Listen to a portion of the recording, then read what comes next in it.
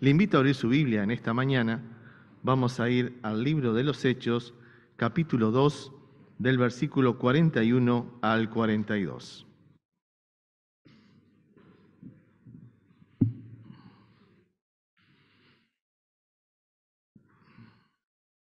Libro de los Hechos, capítulo 2, versículo 41 al 42.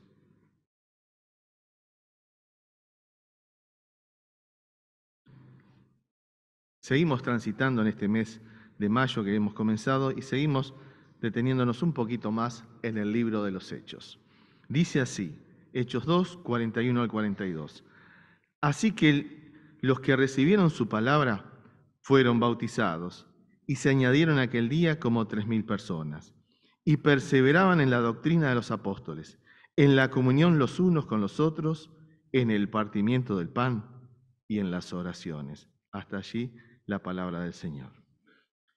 Cuando nos detenemos en el libro de los Hechos, no nos falta la oportunidad de escuchar a alguien que diga, ¡ja! ¿Cómo me hubiera gustado vivir en esos tiempos? ¿Cómo me hubiera encantado vivir en aquellos tiempos donde estaban los primeros discípulos, días después que Jesús se fue, o estar en ese momento cuando Jesús asciende en la escalinata y se va en la nube 747 y se va rumbo a los cielos? ¿Cómo me hubiera gustado? ¿Te hubiera gustado, Aldo, vivir en esos días? Hubiera estado bueno ir con nuestro celular, sacar fotos, filmar y poder volver y contarles. Creo que hubiera sido un tiempo muy lindo, ¿no? Porque era un tiempo donde partían el pan con alegría, tenían comunión los unos con los otros, enfrentaban las peores dificultades, luchas y pruebas con gozo y fortaleza en el Señor y eran testigos de las obras poderosas del Espíritu Santo mientras se predicaba el Evangelio en aquel mundo, en aquel contexto donde estos discípulos estaban.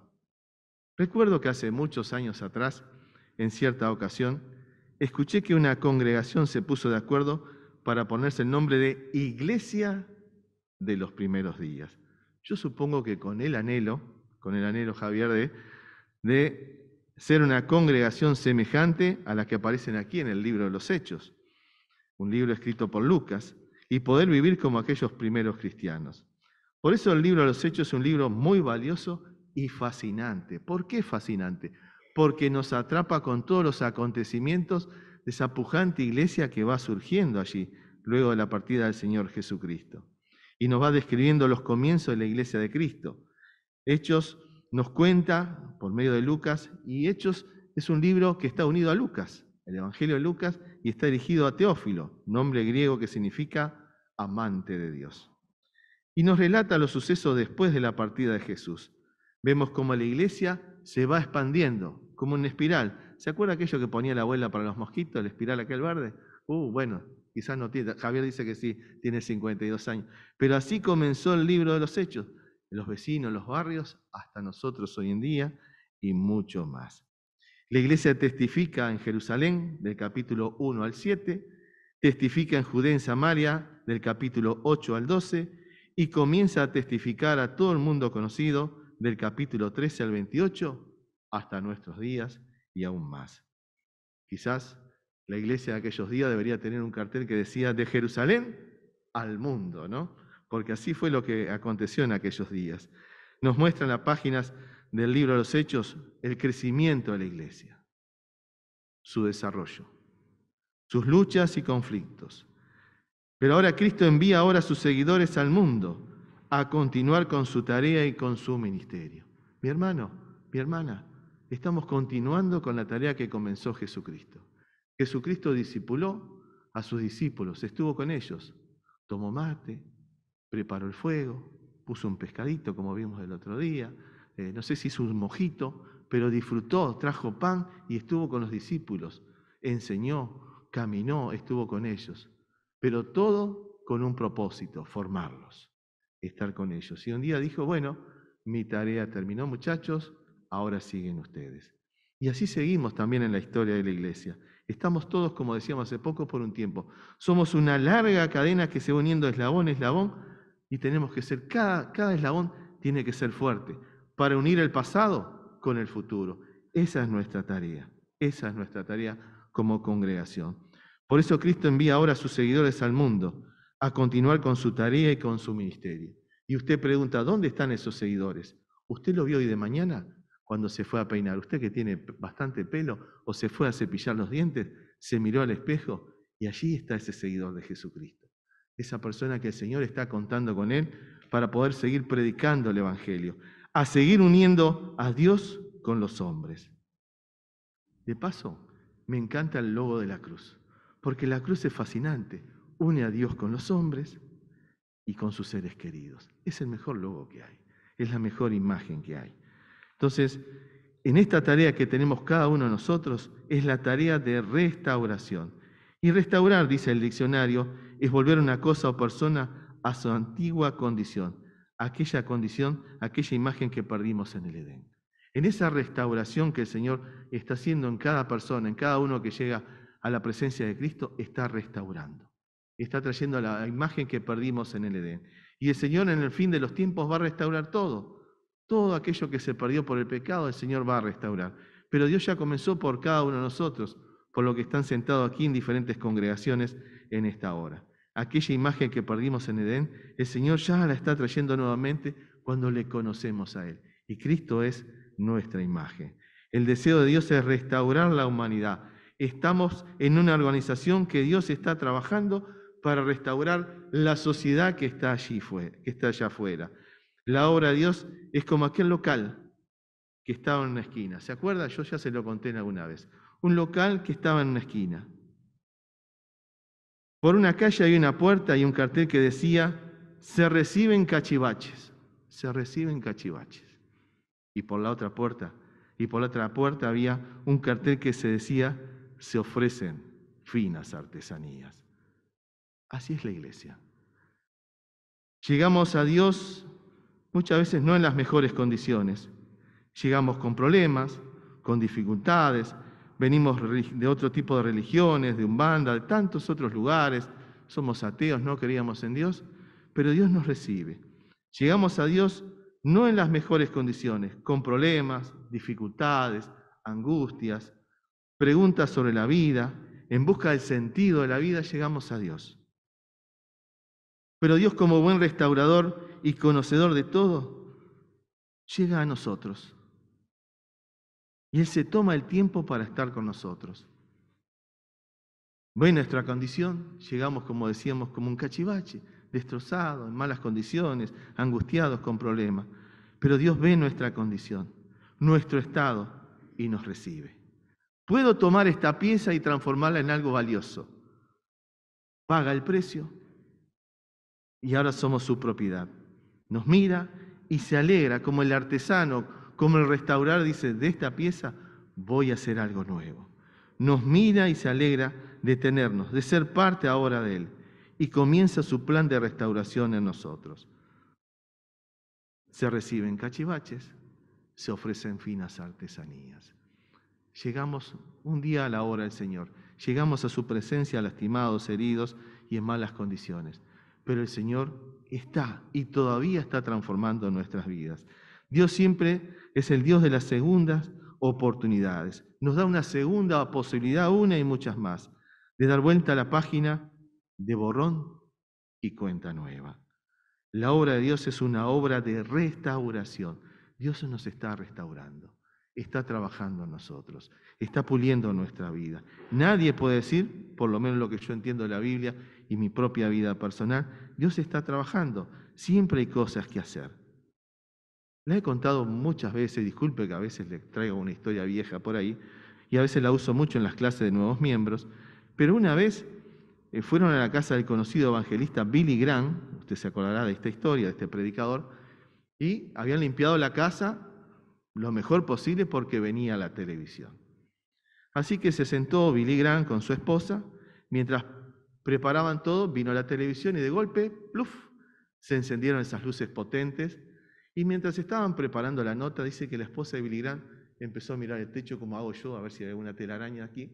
Entonces empezó a mirar y vio que habían algunas telarañas. Y vio que habían cosas que no estaban bien limpias.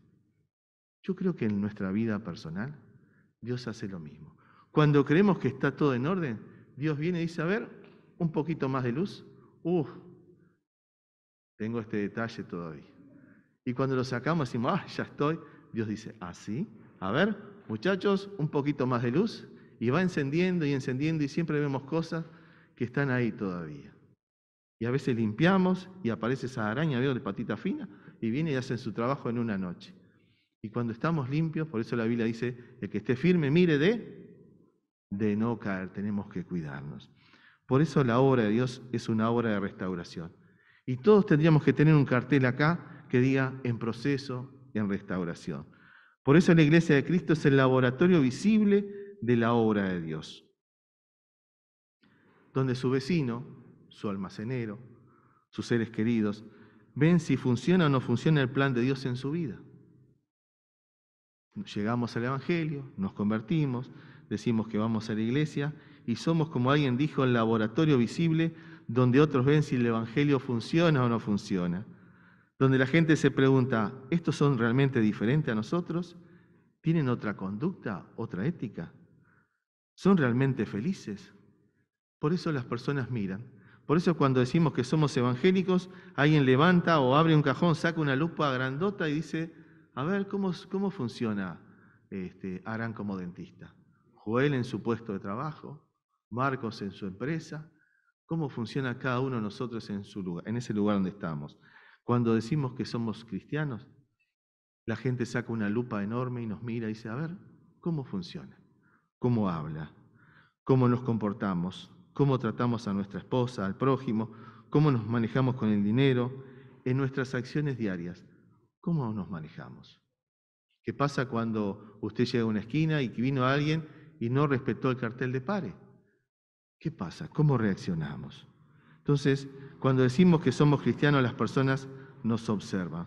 Por eso en aquellos días los cristianos tenían una actitud de felicidad y muchas veces tenían esa actitud que las personas quedaban sorprendidos. Hoy somos desafiados a seguir siendo pueblo de Dios, a tomar estas actitudes de aquellos hermanos, a continuar con la obra de Dios en medio de esta generación, en medio de este 2023. ¿Cuántas necesidades a nuestro alrededor? Personas con problemas de salud o emocional, con necesidad de un consejo, con necesidad de un techo, de abrigo, ahora que llega el invierno, personas sin trabajo, sin alimentos. Y como iglesia, ¿cómo podemos ayudar a esta sociedad de hoy?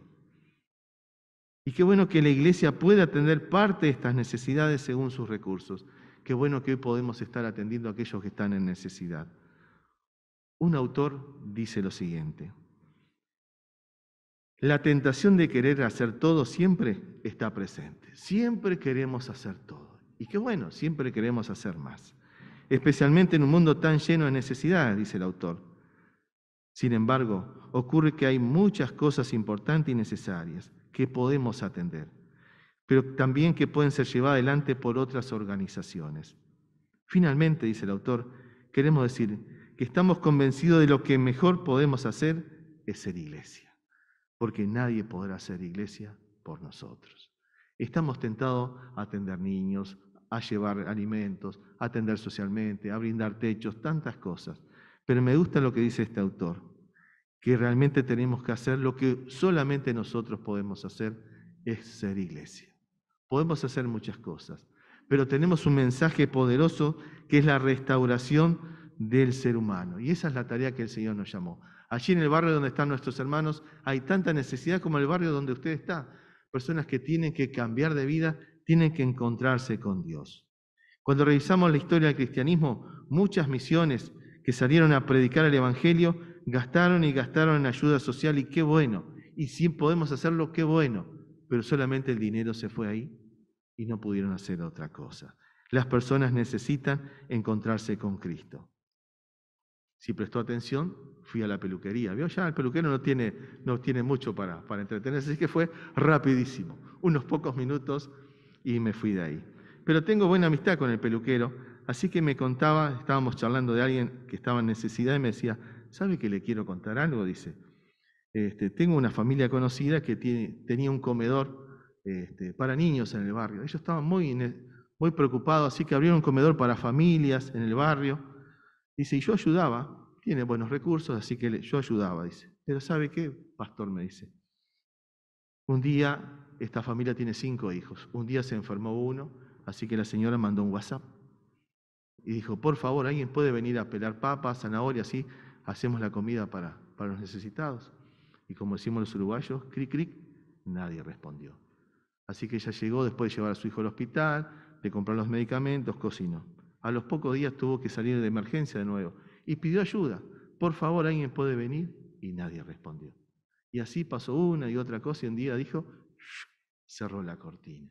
Digo, bueno, decirle que no se desanime, decirle que siga adelante, porque muchas veces pasan estas situaciones. Ahora cuando podemos ayudar, podemos hacer tantas cosas. Y qué bueno, recalco, qué bueno si podemos ayudar. Pero la mejor ayuda que podemos hacer es predicar el Evangelio. Cuando ese corazón es transformado. Y eso es lo que vino a hacer Jesús. Jesús dijo en algún momento, ustedes me siguen porque les doy de comer. Y sí, Jesús ayudó socialmente y nosotros tenemos que hacer lo mismo. Pero tenemos que seguir predicando la esencia del Evangelio, que es el Evangelio transformador, que transforma la vida de las personas. Por eso es importante entender que ese es nuestro desafío. Y el Evangelio transforma la vida de las personas. Hay mucha gente que critica a las iglesias evangélicas diciendo que no hacen nada por la sociedad, que solamente hablan y no hacen nada por la sociedad. ¿Ah, no? Yo les pregunto, ¿qué debería pasar cuando un verdulero se convierte? ¿Acaso no debería buscar la mejor verdura en el mercado para sus clientes? ¿No debería ajustar su balanza si estaba a favor de él? Ahora la balanza tiene que ser justa. Tiene que ser una balanza justa. Y el verdulero también le debe poner la mejor sonrisa a sus clientes. Tiene que buscar la mejor verdura, ajustar su balanza y atender bien a las personas. A mí me gusta cuando voy a un lugar y se atiende bien, no sé usted. Y vuelvo una y otra vez. ¿Eso no es una acción social? Ahora el hombre es cristiano, elige lo mejor y es una balanza justa. Y Juan, que es doctor, ahora es cristiano, se convirtió Juan al Evangelio, ahora es cristiano y le presta atención a sus pacientes. ¿Y saben qué? Se dio cuenta que sus pacientes tienen rostro y los mira a la cara. Porque vio que hay muchos doctores por ahí, ¿sí? ¿Qué le pasa? Tómese esto, bueno, que pase el que sigue. Pero ahora Juan se dio cuenta que los pacientes tienen rostro y los mira a la cara. Alberto fue panadero y en su panadería hace más de 20 años, ¿sabe qué? Le agregaba la famosa pichicata. Hablé con un panadero ayer y me contaba esta historia. Que era la famosa pichicata, la masa, y aumentaba el volumen de la masa en un 60%. Y si aumentaba el volumen de una masa en 60%, aumentaba algo que hay por acá también, ¿no? Entonces, pero este químico era un químico cancerígeno que se dejó usar hace un promedio de 20 años, pero muchos los usaban. Pero Alberto, cuando conoció a Cristo, dejó de hacer esto. Dejó de hacer esto porque no correspondía. ¿Eso no es afectar la sociedad? Cada uno de nosotros, desde su lugar, debe generar un cambio social. Yo le conté que en alguna predicación, supongo, que hace como 5 años, creo que esto se lo conté hace poco, discúlpeme, que a veces me olvido, ¿qué va a ser? No sé si son los 50, Javier, o algo de eso. Pero una vez me llamó mi cuñado, estaba con él en su negocio, me dice, ¿sabes que tengo un empleado cristiano? Y uno ya tiene muchos años. Ah, sí. ¿Y cómo canta? Dice. Qué hermoso que canta. Te lo voy a presentar. Bueno, Fabián, tráelo. Así que me presentó, vino ese empleado, me lo presentó. Bueno, y canto muy bien. Bueno, me alegro mucho, le digo. Bueno, cuñado, que el Señor te bendiga y seguí adelante. A los pocos meses lo llamó la encargada. Le dijo, Fabián, tu empleado evangélico no funciona. ¿Qué pasó? No rinde, se pasa charlando y no hace lo que tiene que hacer. Llámamelo, decile que suba. Así que subió, le dice, fulano, me dicen que te pasás todo el tiempo charlando. Sí, sí. ¿Y por qué? Porque yo vine a testificar y a hablar del Señor. Dice, pero yo te contraté para trabajar. Andá allá abajo y estás despedido, ¿no? Cuñado, me pasó tal cosa. Bueno, seguí adelante. Bueno, no podemos tomar esas actitudes. Somos llamados a testificar, pero en primer lugar, con nuestra vida. Y era tan impactante la vida en los libros de los Hechos, que muchas de aquellas personas que llevaban el Evangelio no están acá. Acá está Pablo, Santiago, Bernabé, pero los hombres y mujeres que llevaron el Evangelio, lamentablemente no están acá, pero los vamos a ver en el futuro. Esas personas que llevaron el Evangelio. Por eso la Biblia dice, el que robaba, que no robe más, dice la Biblia, y póngase a trabajar. Nuestro testimonio es importante y los hermanos del libro de los Hechos supieron muy bien llevar esa tarea adelante. Pero ¿cuál es la imagen que tenemos que tener hoy? Más de 2000 años después, para seguir adelante como iglesia. Decía un pastor una vez, la iglesia debe ir al son del tambor como un ejército. Y lo llevaba todo al ritmo del ejército. Y si se quedaba alguien no le importaba, seguía. Otro me dijo una vez, estoy guiando la congregación basado en este libro de administración y liderazgo. ¿Y la Biblia?, le pregunté. Otro en la enseñanza de un líder o pastor de moda. Vieron que algunos toman los pastores de moda que andan por ahí, los televisivos, los que aparecen por WhatsApp. Dice, voy a tomar esta línea por ahí. Pero yo creo que un ejemplo claro es este pasaje. Sin duda la vida del Señor Jesucristo, la comisión, la gran comisión, pero un ejemplo claro para nosotros es esto que recién leíamos, en Hechos 2, 41 al 47. Así que los que recibieron su palabra fueron bautizados y se añadieron aquel día como 3000 personas y perseveraban en la doctrina de los apóstoles, en la enseñanza, en la comunión los unos con los otros, en el partimiento del pan y en las oraciones. Y sobrevino temor a toda persona. Y muchas maravillas y señales eran hechas por los apóstoles. Todos los que habían creído estaban juntos y tenían en común todas las cosas. Y vendían sus propiedades y sus bienes y los repartían a todos según la necesidad de cada uno. Y perseverando unánimes cada día en el templo y partiendo el pan en las casas, comían juntos con alegría y sencillez de corazón. Y alabando a Dios y teniendo favor con todo el pueblo. Y el Señor, consecuencia, añadía cada día a la iglesia los que habían de ser salvos. Podemos salir, evangelizar, y si fuera tan práctico salir a evangelizar y solamente agarrarlo de la camisa y decirle, bueno, tenés que venir a la iglesia, buscaríamos los más grandes de esta congregación, saldríamos a la calle, lo agarraríamos de la camisa y los metemos a la iglesia o del saco. Pero es el Señor que envía a las personas, es el Señor que va trabajando. Y la palabra que destaco en este libro de los Hechos aquí es perseveraban. Perseveraban en la doctrina o enseñanza, en la comunión los unos con los otros, en el partimiento del pan, en las oraciones. La primera característica que me llama la atención que encontramos es perseveraban. Esta palabra tiene la idea de una acción continua. Su significado es mantenerse firme y constante en continuar lo empezado hasta la muerte. Mantenerse firme y constante, continuando lo empezado hasta la muerte. Esta palabra perseverar aparece 8 veces en el Nuevo Testamento. 4 de estas veces en el libro de los Hechos. Perseveraban. Y de hecho ya lo leímos 2 veces ahora. ¿Qué debemos ser perseverantes? Tenemos que ser perseverantes. Tenemos que ir cada día en la búsqueda de Dios. Lucas nos va a decir que los cristianos eran tenidos en alta estima por gran parte de la sociedad. Era la conducta, lo que estaban mostrando que atraía la vida de las personas. Su testimonio era tan impactante de aquellos cristianos que no podían pasar inadvertidos donde estaban. Era la manera como vivían. No sé si era su forma de hablar, de sonreír, su alegría, su servicio e interés por los demás, pero lo real era que era impactante la vida de aquellos discípulos.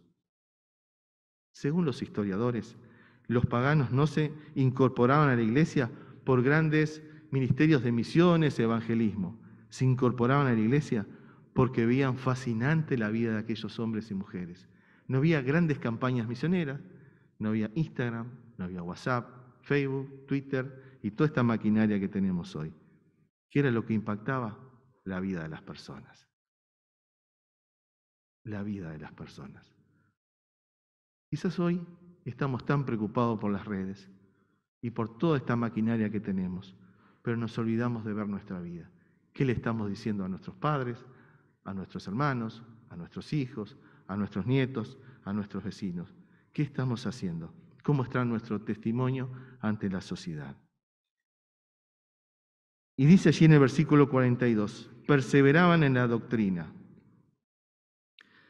Ellos perseveraban en el estudio constante de la enseñanza bíblica, en la enseñanza dada por Cristo a los apóstoles y todo también el Antiguo Testamento.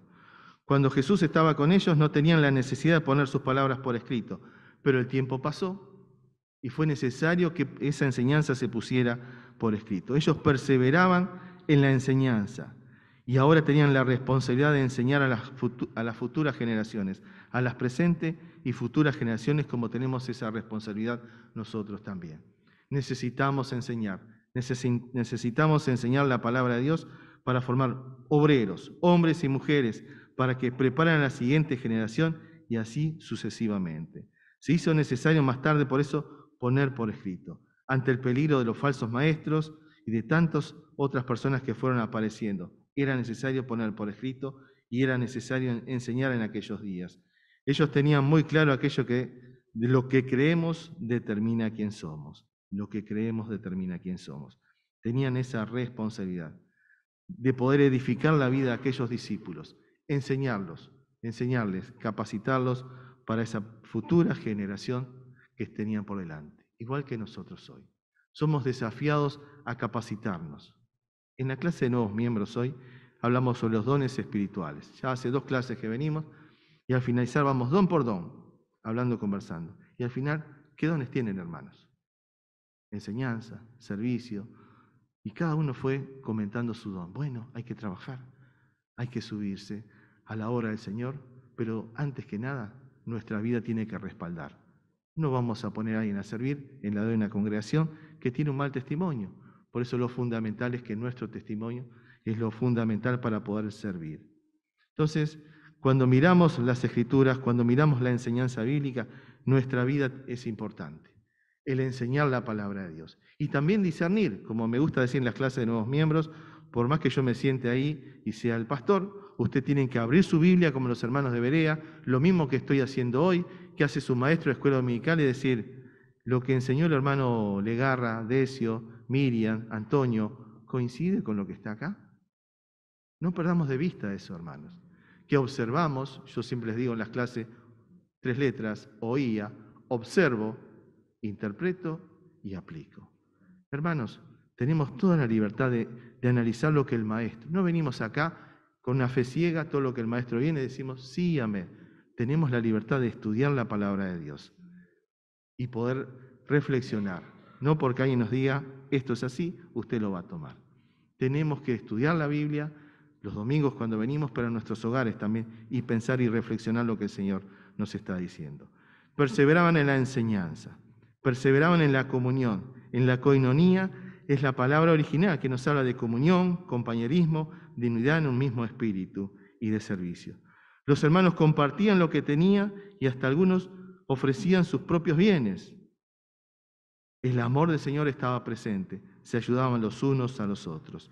Esta comunión nos habla del amor e interés por la vida del otro, de amar al prójimo unos a otros. Decíamos en la clase hoy, disculpa que les traigo nuevamente, decía, imagínense que cada uno de ustedes se preocupa por 10 hermanos. Éramos 9 personas, imagínense, tenemos 90 personas que nos vamos a preocupar por ellos, que los vamos a atender. Entonces, lo que vemos aquí es un valor permanente en la Iglesia de Cristo, el perseverar en la educación, en la comunión. Entonces, ese es el desafío que tenemos cuando soportamos duras pruebas. El pueblo del libro de los Hechos soportó duras pruebas, persecuciones, arresto en calabozos, sufrieron la muerte de sus seres queridos, como Esteban, enfrentaron tribunales en su contra y también lucharon con la mentira entre sus propios hermanos en la fe. Entre sus propios hermanos en la fe. Judas, Ananías y Zafira y una larga lista también. Pero aún así se mantenían fieles. ¿Y nosotros hoy cuáles son nuestras luchas? ¿Se nos cortó el Wi-Fi? ¿Me quedé sin internet? Ellos aquí estaban peligrando su vida. Y nosotros a veces nos preocupamos. Qué mal que anda la señal del internet. Vamos a hacer ayuno y oración. ¿Cuáles son nuestras preocupaciones hoy? ¿Qué cosas nos están quitando el sueño? 3. Perseveraban en el partimiento del pan. Este partir el pan no solo debe limitarse a lo que conocemos hoy, sino que tenían un tiempo hermoso de comunión donde comían juntos con alegría y de corazón y con sencillez. De la esperanza en la unidad que tenían en Cristo, que partían el pan, comían juntos con alegría y vivían y se comportaban con sencillez de corazón. Sencillez de corazón, que significa un valor moral que faculta al ser humano para no hacer alarde de sus cualidades y posesiones.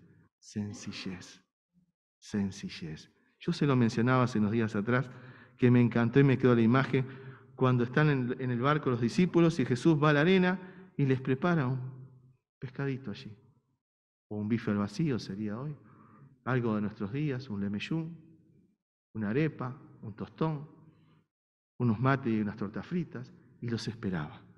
¡Qué fantástico! Comunión.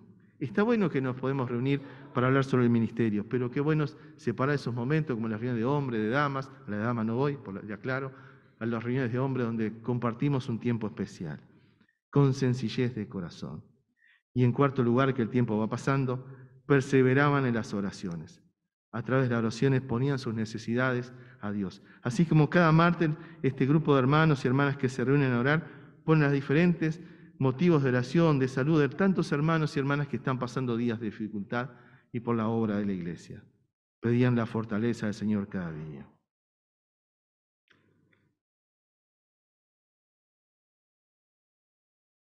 Perseveraban. ¿Perseveramos nosotros hoy? Y quizás cuando llega enero, armamos la lista para el nuevo año, nos proponemos planes y proyectos, y en marzo los vamos llevando, en mayo lo estiramos un poquito más, y cuando llega junio ya tiramos la toalla. Y llegaron las vacaciones de julio, y después se terminó. ¿Cuánto perseveramos? ¿Cuánto perseveramos? La iglesia es llamada a vivir por lo menos dos propósitos, y acorto por razones de tiempo. Vivir el Evangelio en plena comunión con su Creador. Vivimos plenamente esa comunión con Dios, cada día de nuestros hogares. Mientras corto la cebolla, pelo el choclo para la sopa, puedo estar orando. Vivir el Evangelio en plena comunión con nuestro Creador, ajustando mi vida a la voluntad del Señor. Porque de nada sirve solamente leer la Biblia, darme vuelta y otra cosa, sino ajustar mi vida a la voluntad de Dios. Y en segundo lugar, predicar el Evangelio y servir a nuestro prójimo. Es la misión de la iglesia. Existimos con el fin de predicar el Evangelio, de poder reunirnos, estar en familias. Como dice Colosenses 1:28, presentar perfecto en Cristo a todo hombre. Volvamos al principio. Cuando nos detenemos en el libro de los Hechos, nos falta la oportunidad de escuchar a alguien que diga, ¿cómo me hubiera gustado vivir en aquellos días? Pero yo le pregunto, ¿es que acaso usted no está siendo perseverante? ¿No está estudiando la Biblia? ¿No tiene comunión los unos con los otros? ¿No es tiempo de tomar esta imagen del libro de los Hechos y ponerla por obra? Es el desafío que tenemos hoy, de vivir aquel evangelio tan sencillo, viviéndolo en nuestros días. Es tiempo de levantarnos, predicar, perseverar hasta que el Señor venga y hacer su obra. Esta es la mejor foto. Esta es la mejor foto que podemos tener, que vivían perseverando, estudiando la Biblia, teniendo comunión los unos con los otros, atendiendo las necesidades de sus hermanos y partiendo el pan con alegría. Y estar atento a nuestra vida personal también, acompañándonos a seguir adelante. Ese es el desafío que tenemos, por lo menos que yo puedo entender como iglesia. La imagen y la foto que tenemos para seguir adelante. En cierta ocasión, un joven veía todas las noches a un ciego que caminaba con una lámpara encendida. Él sabía que era ciego, pero aquel hombre pasaba todas las tardes cuando caía el sol con una lámpara. Así que, como todo joven, inquieto, un día no aguantó y bajó las escaleras, fue y lo encaró y le dijo, disculpe, mi padre me dijo que usted es ciego, pero lo veo todas las tardes con una lámpara. Disculpe, ¿no? Pero ¿por qué lleva una lámpara? Aquel hombre se sonrió, se detuvo y le dijo, mirá, yo estoy volviendo a mi casa y todas las noches vuelvo con esta lámpara. En primer lugar, para alumbrar el camino de los que van por este lugar. Les alumbro el camino para que lleguen más fácil. Y en segundo lugar, tengo esta lámpara encendida para que no ser de tropiezo a estas personas. Si usted se olvida de todo lo que dije en esta mañana, es tiempo de que encienda su lámpara y la alumbre bien alto para alumbrar la luz y alumbrar el camino a los que están alrededor de usted. Y le demuestre que Cristo es el único que puede traer esperanza. Alumbre la vida de otros con su testimonio. Y también para que usted no sea de tropiezo con sus palabras, sus acciones y todo aquello que puede desdibujar el Evangelio. Alumbremos nuestra luz. Levantemos esa luz de Cristo, como alguien dijo, somos un espejito que reflejamos la luz a otros. Es tiempo de encender nuestra luz, hermanos, para alumbrar el camino de aquellos que no tienen esperanza y para no ser de tropiezo a otros. Vamos a orar. Y en esta hora le voy a pedir a nuestro hermano Darwin que venga a orar por todos nuestros hermanos que están necesitando oración. Darwin nos va a dirigir en este tiempo. Hermanos, es tiempo de alumbrar a un mundo que está en oscuridad y cuidar nuestras acciones para no ser de tropiezo a nadie. Tomemos un tiempo para orar. Venga, Darwin, aquí. Por Adriana, la esposa de nuestro hermano Marcel Legarra, que la operaron y se está recuperando. Por nuestro pastor Lemuel La Rosa, de su salud. Por Camila Sánchez, por Samuel y Beatriz. Por la actividad nueva de Piujitos, por María Delia, Julieta y tantas actividades, y por la obra en el cerro. Hermano Darwin, diríjanos en oración, por favor. Amado Padre, venimos hoy ante ti como pueblo, con las dificultades que tú conoces, pero también con alegría, sabiendo que tú respondes nuestras oraciones, Señor. Pruebas tenemos cada día de lo que tú haces en nuestras vidas y en la de cada uno de nuestros hermanos. Queremos rogarte en forma especial por nuestro hermano Samuel, por Beatriz, por nuestro hermano Lemuel. Gracias, Señor, que tú has obrado en las manos de los médicos y el hermano está en su casa con su familia. Por Adriana también, Señor, y socorras y consueles a Legarra, Señor, en esta dificultad. También, Señor, queremos agradecerte por la obra del cerro, que tú sigas bendiciendo el pastor y su esposa, Señor, en esta impresionante tarea de llevar tu palabra a aquellos que no te conocen, que la obra siga creciendo, pero en forma especial en sus corazones, Señor. También guarda este lugar como lo has hecho hasta ahora, rogándote por el hogar de ancianos, por los residentes y los que trabajan y colaboran en aquel lugar, Señor. Bendice a nuestros siervos, nuestros maestros y pastores. En el bendito nombre de nuestro Señor Jesucristo te lo rogamos. Amén. Gracias. Que el Señor les bendiga muy ricamente, hermanos.